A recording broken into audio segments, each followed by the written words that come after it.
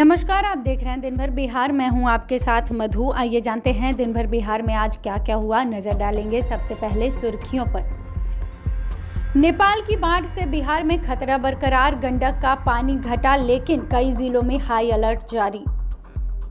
नेपाल के बांध टूटने के बाद बिहार में हाई अलर्ट, मुख्यमंत्री सम्राट चौधरी ने गंडक बैराज का किया निरीक्षण। वैकेंसी और उम्र सीमा बढ़ाने की मांग को लेकर शिक्षा मंत्री के आवास पर पहुंचे अभ्यर्थी।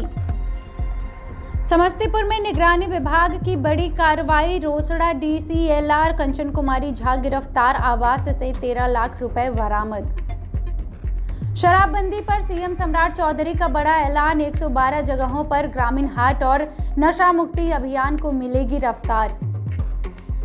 बिहार में बाढ़ और छात्रों के मुद्दे पर तेजस्वी यादव का सरकार पर वार, केंद्र की भाजपा सरकार को भी घेरा। बांकीपुर के विधायक बनने के बाद जनता के बीच पहुंचे प्रशांत किशोर, ठेले चाय दुकानदारों से जाना हाल, MLC चुनाव पर भी बड़ा ऐलान। DM से मुलाकात के बाद छात्र नेता का बड़ा दावा, BPSC TRE 4 की एकल परीक्षा पर बनी सहमति। नेपाल की फ्लैश फ्लड के बाद बिहार में हाई अलर्ट जारी, विजय चौधरी बोले अब घबराने की जरूरत नहीं। बिहार में मॉनसून का कहर, पटना समेत 27 जिलों में भारी बारिश और वज्रपात का येलो अलर्ट जारी। अब खबरें जानेंगे विस्तार से। नेपाल में फ्लैश फ्लड के बाद बिहार में गंडक और कोसी समेत कई नदियों का जलस्तर बढ़ा हुआ है।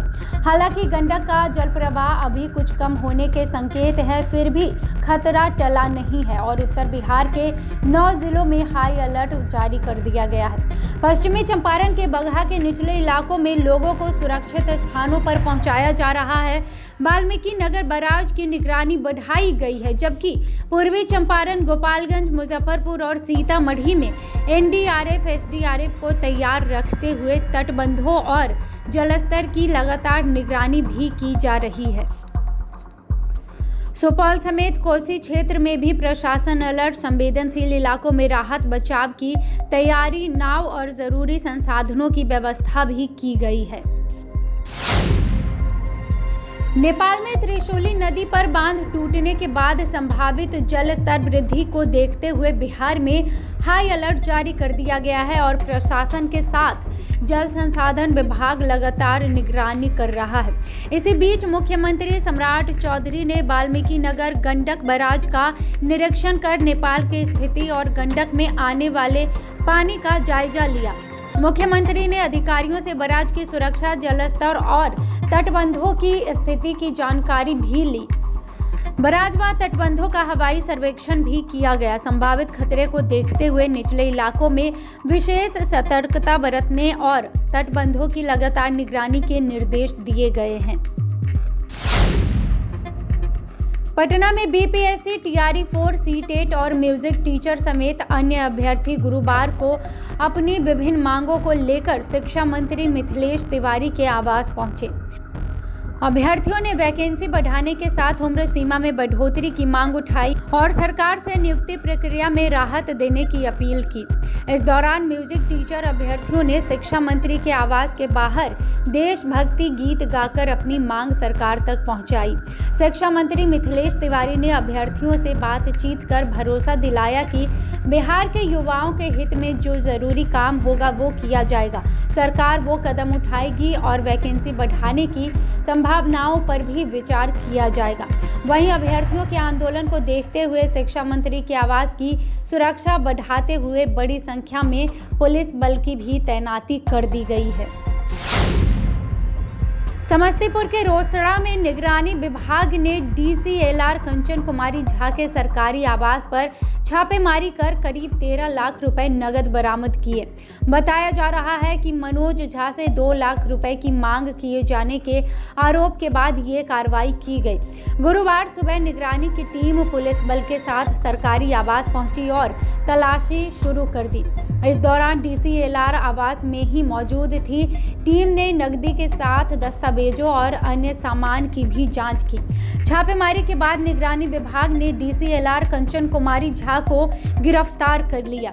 हालांकि बरामद 13 लाख रुपए का पूरा स्रोत और मामले में अन्य लोगों की भूमिका को लेकर विभाग की ओर से विस्तृत जानकारी सामने आना अभी बाकी है।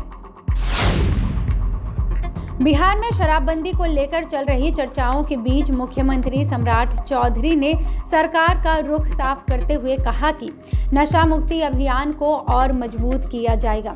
जीविका दीदियों के सामने उन्होंने कहा कि राज्य में करीब 112 जगहों पर ग्रामीण हाट बनाए जाएंगे और नशे के खिलाफ अभियान में जीविका दीदियों की अहम भूमिका होगी।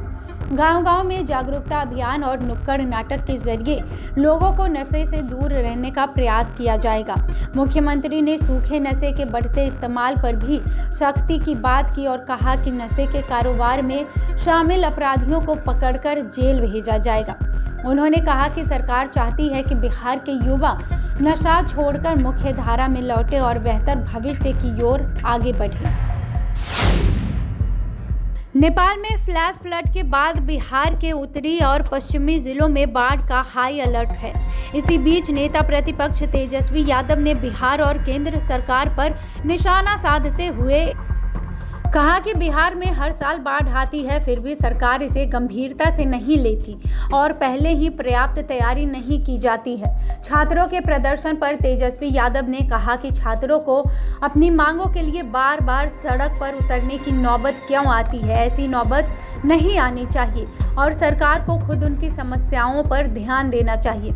उन्होंने आरोप लगाया कि बिहार में लोग सिर्फ कुर्सी पर बैठने आए हैं और भाजपा के नेतृत्व वाली केंद्र सरकार रहने पर बिहार की स्थिति कभी नहीं बदलेगी।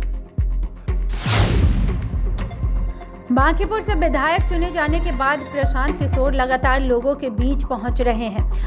इसी क्रम में उन्होंने फल सब्जी विक्रेताओं और चाय दुकानदारों से मुलाकात कर उनकी समस्याएं जानी। सुबह सुबह सड़क पर निकले प्रशांत किशोर ने ठेला लगाने और दुकान चलाने को लेकर लोगों से बातचीत की। वहीं बिहार में बाढ़ को लेकर सरकार पर निशाना साधते हुए कहा कि हर साल बाढ़ आती है और सरकार लीपापोती करती है।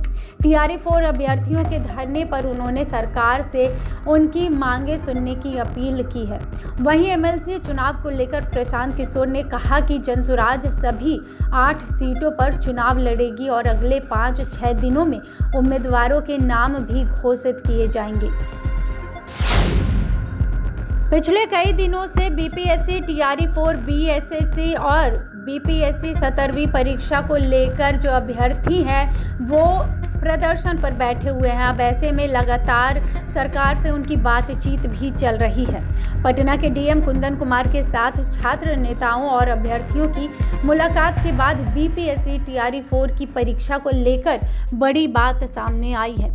गर्दनीबाग में कई दिनों से धरना दे रहे छात्र बीपीएससी, टीआरई 4 की एकल परीक्षा, बीपीएसएससी की और निगेटिव मार्किंग समेत कई मांगों को लेकर सरकार से बातचीत कर रहे थे। छात्र नेताओं ने दावा किया कि बातचीत के बाद टीआरई 4 की परीक्षा एकल माध्यम से कराने और 70वीं बीपीएससी की जांच पर सहमति बनी है। साथ ही बीच का रास्ता भी निकालने की बात कही गई है। हालांकि सरकार की ओर से अभी तक इसके तरफ से कोई आधिकारिक घोषणा नहीं की गई है, लेकिन छात्र नेताओं की उम्मीद है कि जल्द ही सरकार इस पर औपचारिक ऐलान करेगी। नेपाल में आई फ्लैश फ्लड के बाद बिहार के उत्तरी और पश्चिमी जिलों में बाढ़ का हाई अलर्ट जारी कर दिया गया है। इसी बीच उप मुख्यमंत्री एवं जल संसाधन विभाग के मंत्री विजय चौधरी ने लोगों को राहत की खबर दी। मुख्यमंत्री सम्राट चौधरी के साथ सुबह हवाई सर्वे के बाद उन्होंने कहा कि नेपाल से आया फ्लैश फ्लड अब काफ़ी हद तक शांत है और लोगों को घबराने की ज़रूरत नहीं है। विजय चौधरी ने बताया कि वाल्मीकि नगर में करीब 8 मीटर पानी आने का अनुमान था, लेकिन अधिकतम 7 मीटर तक पानी आया है और अब जलस्तर घट रहा है। उन्होंने कहा कि 2 लाख क्यूसेक से अधिक पानी आने के बावजूद स्थिति नियंत्रण में है और प्रशासन लगातार निगरानी कर रही है। बिहार में मानसून एक बार फिर से सक्रिय हो गया है और मौसम विज्ञान केंद्र पटना ने राजधानी समेत 27 जिलों में बारिश, गरज चमक और वज्रपात को लेकर येलो अलर्ट जारी कर दिया है। अगले 24 घंटों में कई इलाकों में 30 से 40 किलोमीटर प्रति घंटे की रफ्तार से तेज हवाओं के साथ बारिश होने की संभावना है। कैमूर, रोहतास और सिवान में भारी बारिश और अति भारी बारिश को लेकर विशेष चेतावनी जारी की गई है, जबकि पिछले 24 घंटे में रोहतास में 100 से ज़्यादा मिलीमीटर बारिश दर्ज की गई। पटना, बक्सर, भोजपुर, गोपालगंज, चंपारण, सारण, औरंगाबाद और गया समेत कई जिलों में खराब मौसम रहने का अनुमान लगाया गया है। नेपाल के तराई क्षेत्रों में लगातार बारिश से गंडक और कोसी समेत प्रमुख नदियों का जलस्तर बढ़ा हुआ है, जिसे देखते हुए प्रशासन भी अलर्ट मोड पर है।